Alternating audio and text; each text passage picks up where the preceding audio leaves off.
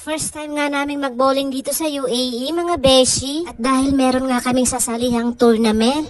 Wow, tournament! Kaya naman naisipan namin mag-practice ni Sisi for today's video. Oo mga beshi, kailangan talaga namin mag-practice kasi bukod sa hindi naman talaga kami nagbo-bowling, first time namin mag-bowling dito sa UAE. At nako, 3 dekada na yata yung lumipas mula nung last na nag-bowling ako sa Pinas. At hindi nga talaga ako magaling mag-bowling or kulang lang siguro sa practice.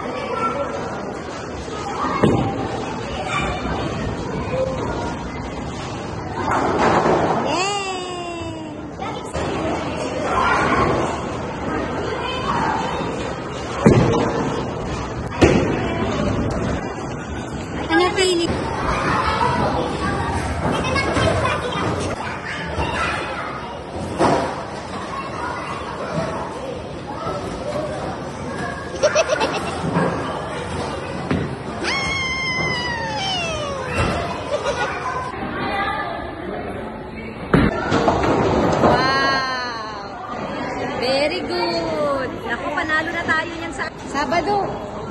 O, tapos na, o. Wala na, tapos na.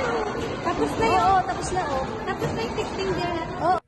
Ayun nga, at puro ka na lang resulta ng practice namin. Kasalanan ng bola yan. Charo.